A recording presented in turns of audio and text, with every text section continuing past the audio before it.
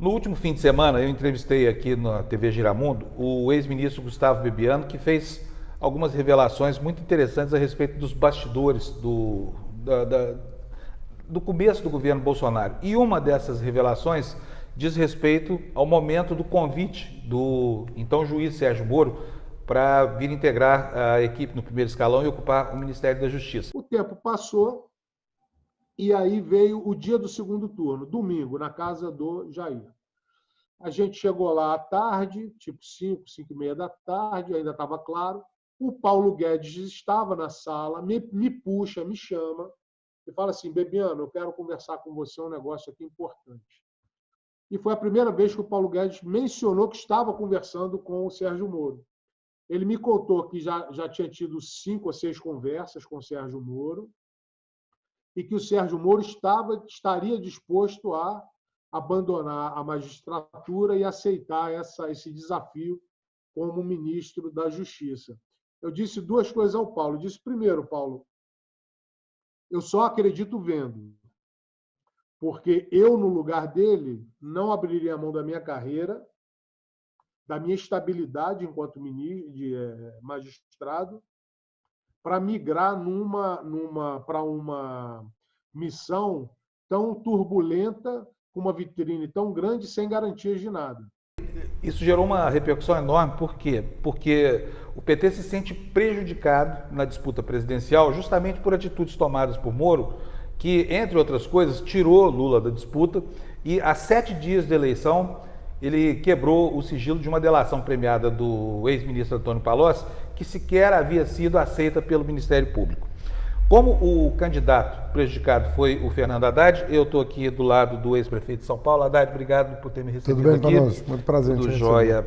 Bom, eu queria saber de você, como é que você viu essa história? Aliás, o Bebiano, o próprio Moro já tinha dito que havia sido sondado por telefone, mas não havia revelado 5, 6 encontros. Eu queria saber como é que você viu isso tudo. Olha, a primeira preocupação é o ministro da Justiça que não fala a verdade, né? Eu acho muito grave quando você é obrigado a omitir detalhes da tua vida pública, porque nós não estamos falando da vida privada do Moro, estamos falando da vida pública do Moro. Ele é juiz, portanto é um servidor público que tem protocolos a serem observados, dentre os quais a agenda aberta com personalidades políticas. Todo mundo sabia quem era o Paulo Guedes. O Paulo Guedes era o braço direito do Bolsonaro na campanha. Era a quem ele dirigia as perguntas sobre economia. Era o anunciado homem forte do seu governo. Se ele tem 5 ou 6 encontros com o Moro entre o primeiro e o segundo turno, isso deveria ser público, né? Então, ele omitiu, inclusive, do Congresso Nacional essa informação, o que, do meu ponto de vista, revela um viés, como tudo que ele faz na vida. O Moro nunca foi juiz, na minha opinião. Ele sempre foi um agente político, ele sempre teve um projeto de poder. O processo pelo qual ele condenou o Lula é uma verdadeira farsa. Não tem nada ali que pudesse justificar uma condenação, mas a ação da mídia, a ação do Moro, a ação do Ministério Público tentando conduzir, manipular a opinião pública para chegar a um resultado pré-determinado, isso definiu as eleições do ano passado. E o que você falou foi uma manobra das muitas manobras que foram feitas. Essa mesma semana aqui que você está dizendo, que revelou em primeira mão essa informação, nós tivemos a informação vinda do WhatsApp de que 400 mil números de telefone celular foram bloqueados durante a campanha no Brasil. Você já imaginou se cada um desses números fizessem 100, apenas 100 mensagens falsas? Agora, eu não multiplica quero... 100 por 40 mil, quanto que dá? É muita coisa. É muita coisa. Olha, agora, mas eu preciso dizer, você foi condenado por impulsionamento. Queria saber, eu sei que vocês refutaram, mas eu queria saber o que você tem a dizer a respeito dessa Não, história. É diferente. Em primeiro lugar, o nosso impulsionamento foi feito com dinheiro da campanha, não foi feito com dinheiro oficial. Em segundo lugar, nós impulsionamos um site público. Entende? Não era fake news. Uma coisa é você impulsionar fake news. Mas o tribunal entendeu e já reduziu a multa para R$6 mil. Pra você ter uma Era ideia. 176 mil. Caiu para 6. Por que caiu para 6? Porque eles reconheceram que nós impulsionamos um site de notícias verdadeiras, mas que eram desabonadoras sobre o Bolsonaro, mas falando verdade. Isso é muito diferente de fake news. Tem Deixa nada a eu te ver. perguntar uma coisa. Qual foi, na sua campanha, o reflexo da quebra de sigilo da delação premiada do Palocci? Não, foi monstruoso, pô, foi Jornal Nacional. Quer dizer, gente, não é brincadeira quando você pega uma delação que não foi aceita pelo Ministério Público, que é uma falácia de ponta a ponta. Olha, eu vou te dizer uma coisa, é capaz de, eu não vou falar de 100%, mas é capaz de 99% das afirmações que são feitas ali não serem comprovadas. Agora, de que maneira você acha que isso... Porque essa divulgação da delação premiada do Palocci aconteceu exatamente 7 dias do pleito. Quer dizer, houve um impacto ali naquela semana final. Você acha que você foi prejudicado eleitoralmente? Mas eu e o mundo, né? Eu e o mundo. Qualquer pesquisa que você fizer vai notar isso. Quer dizer, foi uma ação orquestrada, né? A delação, ela em si é uma fake news, ela própria é uma fake news, e a disseminação de fake news por WhatsApp. Eu diria o seguinte, a eleição do Bolsonaro não se explica sem essa orquestração. O que você acha que o seu partido tem que fazer? Paulo Pimenta ontem já disse que quer convocar o ministro para dar explicações, é isso mesmo? Não, se ele mentiu para o Congresso Nacional, é grave. Nos Estados Unidos, eles não têm como referência os Estados Unidos. Nos Estados Unidos, eu não sei onde estaria o Moro, mas certamente no Ministério da Justiça não seria. O Trump tem uma abertura de impeachment contra o Trump por 10% do que o Moro fez. 10% do que o Moro fez está ensejando um processo de impeachment contra o presidente da República. Agora, percebe? Deixa eu te perguntar uma coisa. Nós estamos chegando numa quadra do tempo em que tudo vai ficando muito complicado. Existe uma baita radicalização, quer dizer, não é nem radicalização, mas é um movimento de exacerbação dos muitos sectarismos, né? Onde é que vai dar isso tudo, na sua opinião? Como é que termina essa história? Olha, no que diz respeito a única oposição real que existe no Brasil hoje é a dos partidos progressistas. Quem está fazendo oposição ao governo Bolsonaro são os partidos progressistas. É o PSOL, o PT, o PCdoB, é o PSB, e é isso. É isso que está fazendo oposição ao Bolsonaro. Nós estamos fazendo oposição de que tipo? Programática. Programática. Nós não estamos incendiando o país, nós estamos fazendo uma oposição programática. Mesmo quando nós chamamos um ato público, é um ato público com uma bandeira específica. É pelo meio ambiente, é pela educação. É sempre com uma bandeira específica, com uma pauta específica que o governo pode, inclusive, atender. Eu acho que o movimento educacionista do Brasil desse ano foi vitorioso, conseguiu liberar as verbas que o Weintraub queria cortar das universidades. Colocamos 1 milhão de pessoas na rua, de forma ordeira, pacífica, com pauta específica, com um foco, uma beleza cívica, todo mundo na rua, feliz de estar lutando pelo seu país. Não tinha ninguém quebrando nada, nem tinha bala, não tinha pau, não tinha nada. Tinha só brasileiros que defendiam uma bandeira. Esse tipo de oposição está sendo visto por parte da imprensa como tentativa. Pô, isso é oposição democrática. Você vai suprimir a oposição democrática? Desculpa, mas vocês deram menos trabalho para o governo do que o próprio governo deu para si mesmo. Então, quem faz oposição destrutiva, o governo é o governo. Nós estamos fazendo oposição construtiva. Agora, o governo tem uma ala que faz oposição destrutiva. Imagina você, um jornal de direita, feito o Estadão, tem um editorial pedindo a demissão imediata do ministro da Educação. Porque o ministro da Educação não consegue respeitar nem a própria sombra. Ou seja, é um disparate. Aliás, como é que você Essa viu... cadeira já foi ocupada pelo Gustavo Capanema. Você tem que honrar um pouco o cargo que ocupa. Como é que você viu essa declaração dele sobre a cadela sarnenta da sua mãe? Olha, coisas parecidas? Fábio, eu não estou querendo aqui falei do Capanema, eu passei 7 anos naquela cadeira. Você pensa uma frase minha que tenha sido ofensiva a quem quer que seja. Eu respeitava o Paulo Renato, que tinha sido ministro do Fernando Henrique Cardoso, que ia no meu gabinete negociar a aprovação de projetos de interesse público, ia negociar emendas, ia negociar os termos para que aquilo pudesse contar com os votos da oposição. Eu não tinha votos contrários da oposição, porque eu construía junto com a oposição. Me diz 7 anos. Ele não tem 7 meses no cargo. Fiquei 7 anos lá. Tem uma frase minha, uma palavra minha, que possa ser considerada desonrosa ao cargo que eu ocupei. Aproveitando o gancho, como é que você viu aquela história? 2 coisas, que eu não gosto nem de falar, porque essa palavra tão chula, mas em todo caso vai lá. Kit gay e mamadeira de piroca. Queria saber o que você achou disso ao longo da campanha.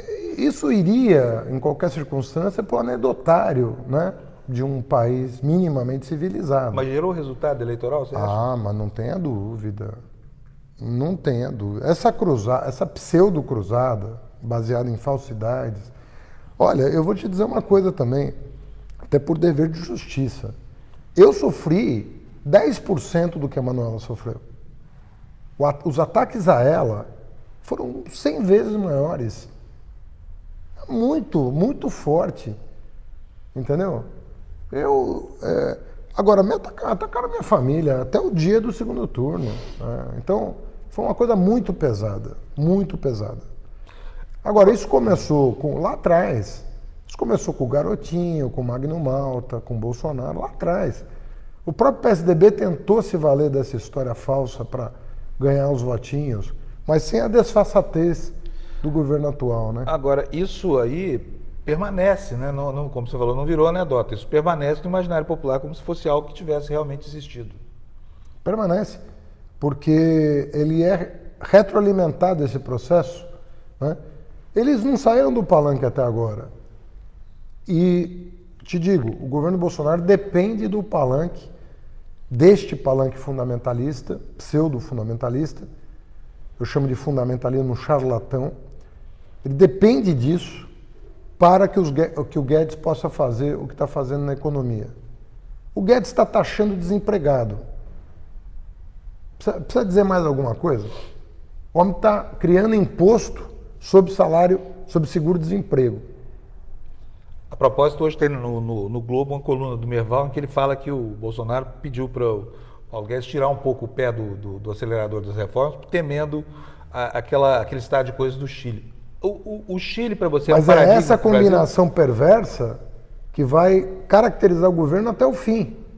É o Guedes fazendo nos bastidores todas as maldades contra o povo e o Bolsonaro fazendo essa pirotecnia fundamentalista.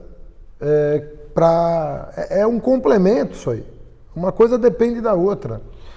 Olha, vamos passar um pouquinho para o quadro futuro. O Lula disse que você é o plano B. Não disse isso. Não, ele colocou dessa forma, ele tem colocado isso. Ele quer ser candidato, mas ele quer levar você junto pelo país, essa coisa toda.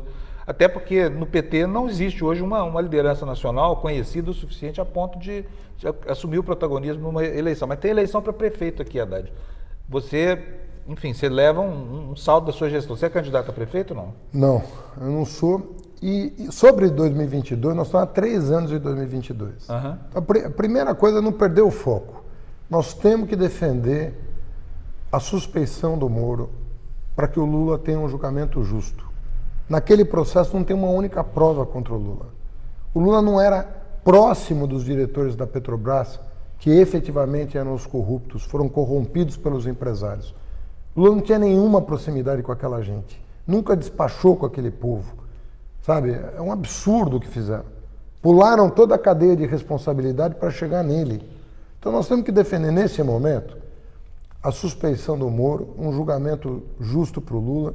E aí o Lula, que tem uma força física, que está afiado, que está com o país na cabeça, nós vamos nos somar ao Lula para a gente chegar em 2022 em condições de eleger alguém do nosso campo. Para você, o candidato então é Lula, é isso? Porque se você acredita que a condenação não é justa e que ela provavelmente vai ser cassado pelo Supremo? Eu disse em 2018, esse país só vai sossegar a hora que o Lula concorrer e, se depender de mim, ganhar uma eleição. Mas, Haddad, outro dia ele teve a oportunidade, mais uma vez, de fazer uma autocrítica. Eu, francamente, acho que o PT deve essa autocrítica, que houve erros terríveis no passado, que são evidentes. Não estou nem falando de culpa de Lula, não é nada disso, mas você concorda com essa opinião de que pedir desculpa por erros do passado expõe o partido em praça pública, de alguma forma? Olha, eu acho que cada um tem uma maneira de se expressar e o Lula é campeão de comunicação. Então, eu, nas minhas entrevistas, vivo fazendo reparos a decisões que nós tomamos no governo e que eu considero equivocadas. Não vejo mal nenhum nisso. Não acho que isso seja sequer uma coisa que possa ser considerada uma autocrítica. É da política você rever decisões e pensar o futuro. Isso não tem nada de mais. O que o Lula, na minha opinião... Mas o Lula não faz, ele não vai. Ele, não, quer dizer, o Lula já ele fez. Ele fez uma autocrítica minúscula lá atrás, quando houve a eclosão do escândalo, mas depois ele tem se recusado. Eu não sei por que é tão difícil. Você sabe explicar? Eu não penso assim. O Lula já fez várias referências a coisas que ele deveria ter feito quando presidente, que a Dilma deveria ter feito como presidente. E eu considero que isso é saudável ele fazer, né? Agora, fica essa coisa de todo o foco no PT. Ninguém pergunta para o PMDB fazer autocrítica, para o DEM fazer autocrítica, para o PSDB. Porque teve muita gente enrolada, assim, né? Quando olha o que aconteceu com o PSDB. O PSDB acabou. Acabou. Eu me lembro do Fernando Henrique dizendo assim, nós temos 3 candidatos, o PT tem um e olhe lá, que era o Lula. O que aconteceu com o PSDB? Ninguém pede para esse pessoal fazer uma reflexão sobre o que fizeram com o Brasil. Aliás, você não acha que tem o único que fez autocrítica no PSDB foi o Tasso Gereissati. Uhum. Foi o único que fez uma autocrítica.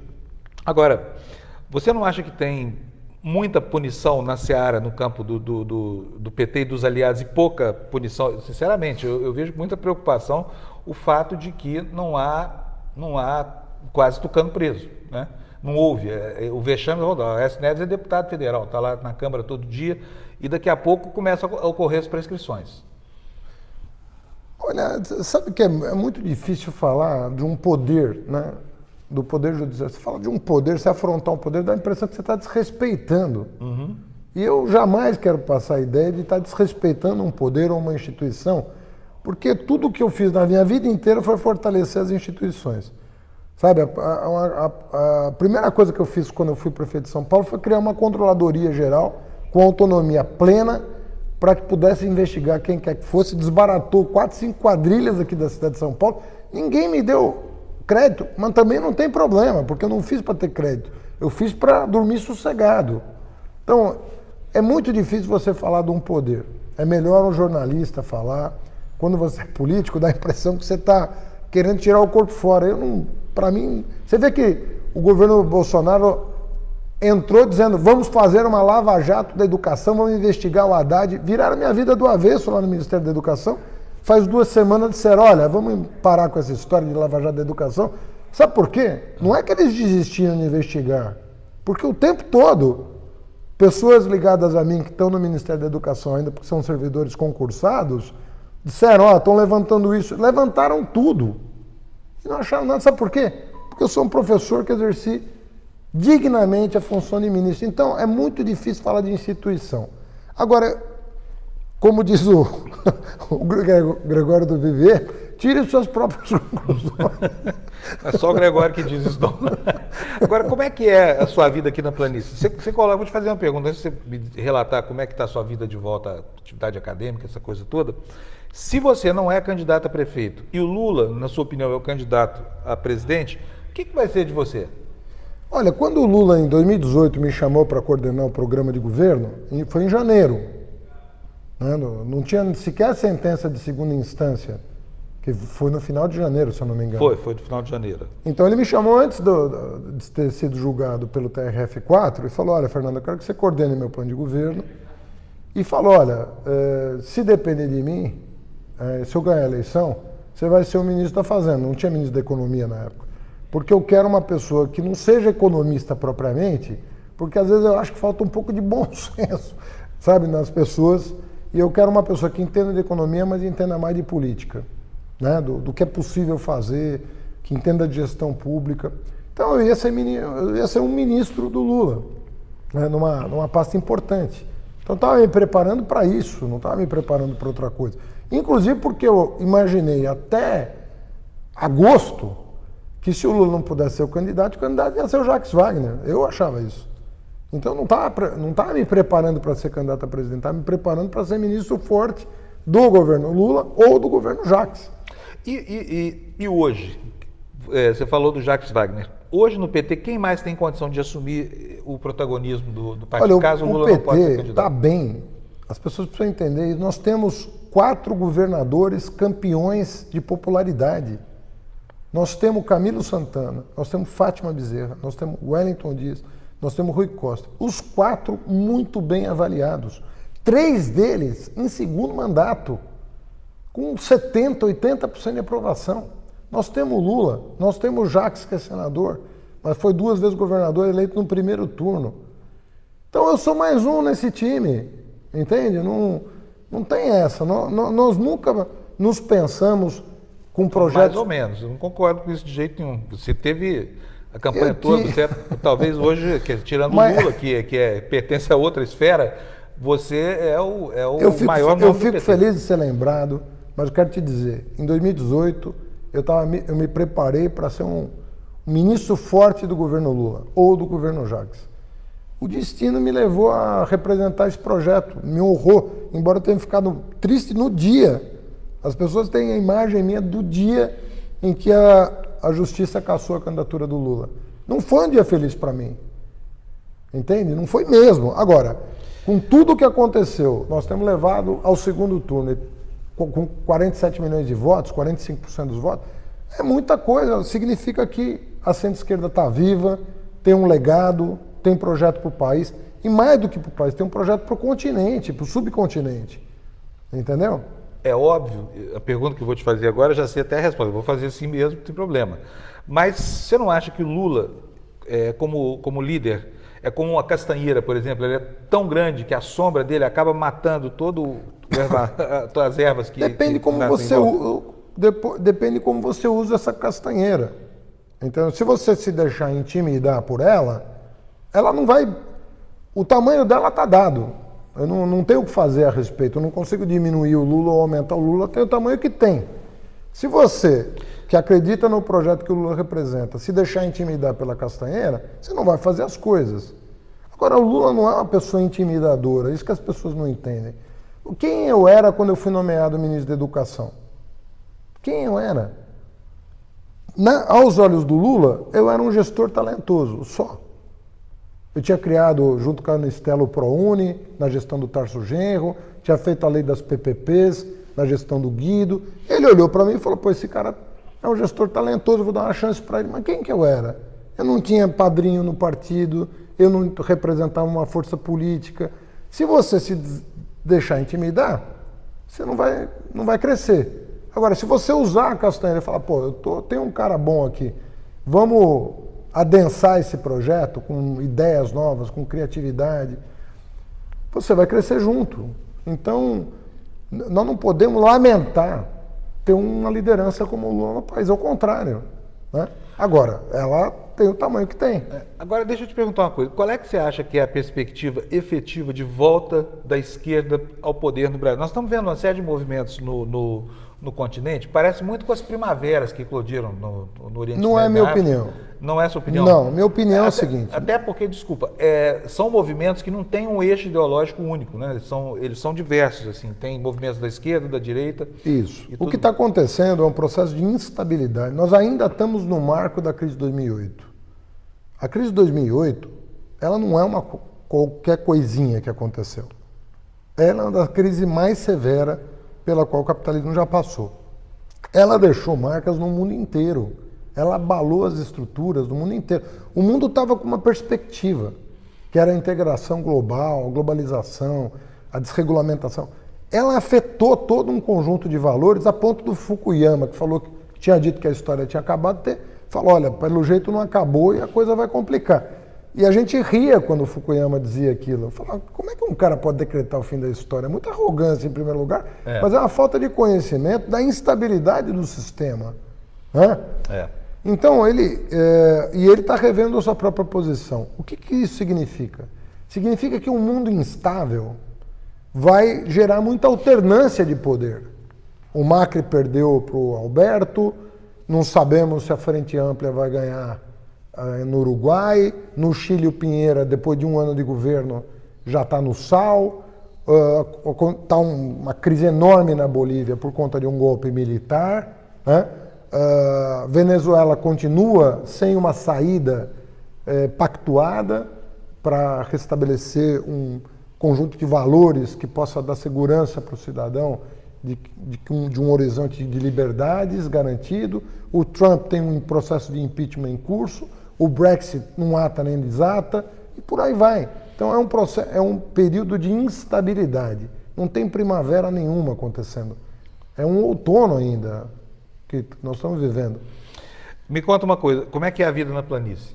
Como é que é ter tido tanto poder, ter governado a maior cidade ao sul da linha do Equador, ter sido candidato a presidente da República, agora está voltando à universidade? Olha, eu não tenho obsessão nem por poder, nem por dinheiro, nunca tive na vida nada disso. Para mim são instrumentos de transformação para melhor da sociedade. Então, eu sempre... Você sabe que eu tinha uma curiosidade? Quando eu fazia um check-in num hotel, tinha lá profissão, né? Eu nunca botei ministro, prefeito, eu sempre botei professor, que é a minha profissão. Então, eu nunca me vi de outra maneira. Eu sempre fui um professor universitário. Agora, eu acordo bem cedo porque eu vejo minha filha só no café da manhã. Então, eu acordo cedo para ficar com ela.